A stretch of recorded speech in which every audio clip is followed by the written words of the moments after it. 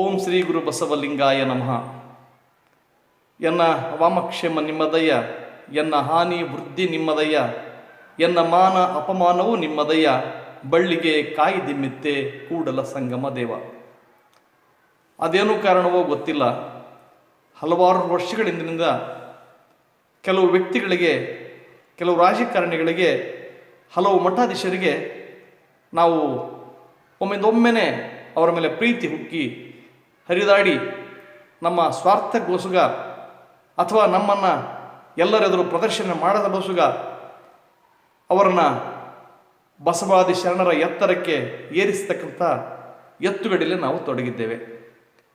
ಹಿಂದೊಮ್ಮೆ ಸ್ವಲ್ಪ 4-6 ವರ್ಷಗಳ ಹಿಂದುಗಡೆ ಲಂಕೇಶ್ ಪತ್ರಿಕೆಯ ಪಿ ಲಂಕೇಶ್ ಅವರ ಮಗ ಇಂದ್ರಜಿತ್ ಅವರು ಸಭೆಯೊಂದರಲ್ಲಿ ಯಡಿಯೂರಪ್ಪನವರಿಗೆ ಬಸವಣ್ಣನವರು ಆಧುನಿಕ ಬಸವಣ್ಣ ಅಂತ ಕರೆದರು.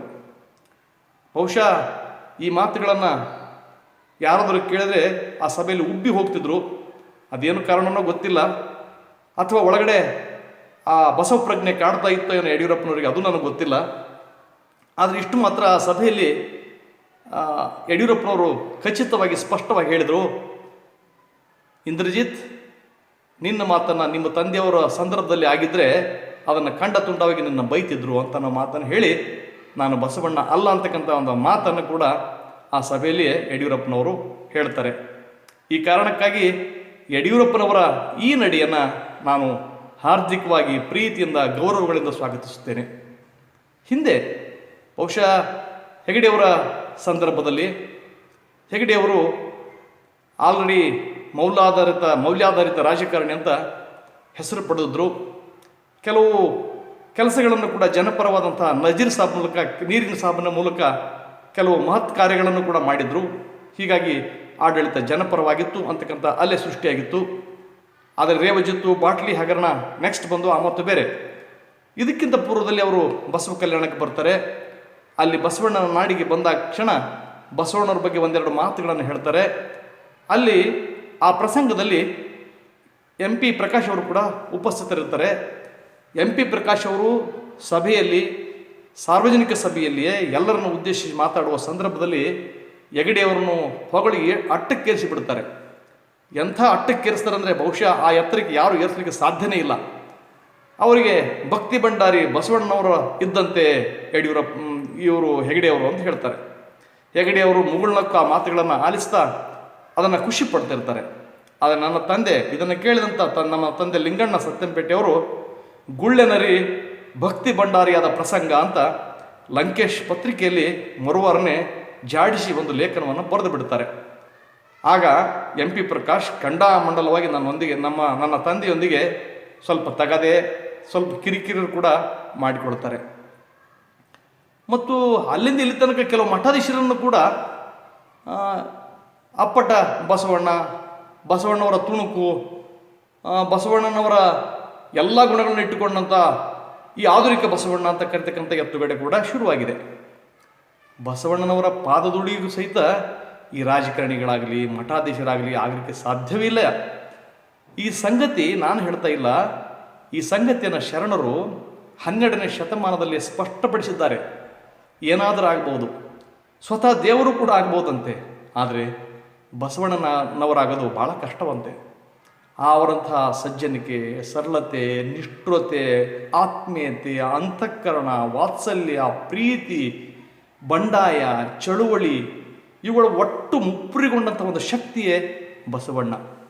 ಆದರೆ ಏನು ಇಲ್ಲದಂಥ ಕೇವಲ ಒಂದೇ ಒಂದು ಅಂಶ ಇರತಕ್ಕಂಥ ವ್ಯಕ್ತಿಗಳನ್ನು ಆಧುನಿಕ ಬಸವಣ್ಣ ಅಂತ ಹೊಗಳ್ತೀವಲ್ಲ, ಅದು ನಮಗೆ ನಾವೇ ಮಾಡಿಕೊಂಡ ವಂಚನೆ ಅಲ್ವೇ? ಹೀಗೆ ಪ್ರಶ್ನೆಗಳನ್ನು ನಮಗೆ ನಾವೇ ಕೇಳಿಕೊಳ್ಳುವಂಥ ಸಂದರ್ಭ ಇದಾಗಿದೆ. ಮೊನ್ನೆ ಒಂದು ಕಡೆ ಯಾವುದೋ ಒಂದು ಶರಣರ ಹೆಸರಿನ ಸಮಿತಿಯೊಂದರ ಅಧ್ಯಕ್ಷರಿಗೆ ಆಧುನಿಕ ಬಸವಣ್ಣ ಅಂತ ಕರೀತಾರೆ. ನಾಚಿಕೆ ಬಿಟ್ಟು, ಈ ಮಾನ ಮರ್ಯಾದೆ ಬಿಟ್ಟು ಲಜ್ಜೆಗೆಟ್ಟು ಆ ಮಾತುಗಳನ್ನು ಕೇಳಿಸ್ತಾರೆ. ಮತ್ತೊಬ್ಬರಿಗೆ ಅಕ್ಕ ಮಹಾದೇವಿ ಅಂತಾರೆ, ಮತ್ತೊಬ್ಬರಿಗೆ ಅಲ್ಲಮ ಪ್ರಭು ಅಂತಾರೆ. ಹೊಗಳವರಿಗೆ ಬುದ್ಧಿ ಇರಲಿಕ್ಕಿಲ್ಲ. ಕನಿಷ್ಠ ಪಕ್ಷ ಕೇಳಿಸಿಕೊಳ್ಳುವವರಾದರು, ಅದನ್ನು ಅನುಭವಿಸುವವರಾದರು, ಅದನ್ನು ಆರೋಪಕ್ಕೆ ಒಳಗಾಗುವವರಾದರೂ ಕನಿಷ್ಠ ಪಕ್ಷ ಇದಲ್ಲ ತಮ್ಮ ತೆಗಿ, ಇದೆಲ್ಲ ಮಾತಾಡಬಾರ್ದು ಅಂತ ಹೇಳಬೇಕಲ್ಲ. ಯಾಕಂದರೆ ದೇವಲೋಕದವರಿಗೂ ಬಸವಣ್ಣನೇ ದೇವರು, ಮರ್ತ್ಯ ಲೋಕದವರಿಗೂ ಬಸವಣ್ಣನವರೇ ದೇವರು, ಮೇರುಗಿರಿ ಮಂದರಗಿರಿ ಮೊದಲಾದೆಲ್ಲವಕ್ಕೂ ಬಸವಣ್ಣನೇ ದೇವರು ಅಂತ ಹೇಳಿದ ಅಕ್ಕ ಮಹಾದೇವಿಯಲ್ಲಿ ಯಾರ್ಯಾರನೋ ಹಾಡಿ ಹೊಗಳುವ ನೆಪದಲ್ಲಿ, ತಮ್ಮ ಕೆಲಸಗಳನ್ನು ಮಾಡುವ ಸ್ವಾರ್ಥದಲ್ಲಿ, ಅಥವಾ ಅವರನ್ನು ವೈಭವೀಕರಿಸುವ ಮೂಲಕ ತಾನು ಏನನ್ನಾದರೂ ಹೊಡ್ಕೊಳ್ಳುವ ಆಲೋಚನೆ ಇರತಕ್ಕಂಥ ನಾವುಗಳು ಬಸವಾದಿ ಶರಣನ ಹೆಸರನ್ನು ಈ ಥರ ಮೈಲಿಗೆ ಮಾಡಬಾರ್ದು. ಈ ಕೃತ್ಯ ನಿಜಕ್ಕೂ ಖಂಡನೀಯವಾದದ್ದು. ಅಲ್ಲಮಪ್ರಭುಗಳು ಹೇಳಿದಾಗ, ಎನಗೆಯೂ ಗುಹೇಶ್ವರ ಲಿಂಗಕ್ಕೆಯೂ ವಿಳಾಸವಾದಿಯಲ್ಲ ಸಂಗನ ಬಸವಣ್ಣ. ಈ ಸಂಗನ ಬಸವಣ್ಣ ಒಬ್ಬರೇ ಒಬ್ಬರು, ಸ್ವಾಮಿ ನೀನು ಶಾಶ್ವತ ನೀನು ಅಂತ ಹೇಳಿದ್ರಲ್ಲ, ಹಾಗೆ ಬಸವಣ್ಣನವರು ಒಬ್ಬರೇ.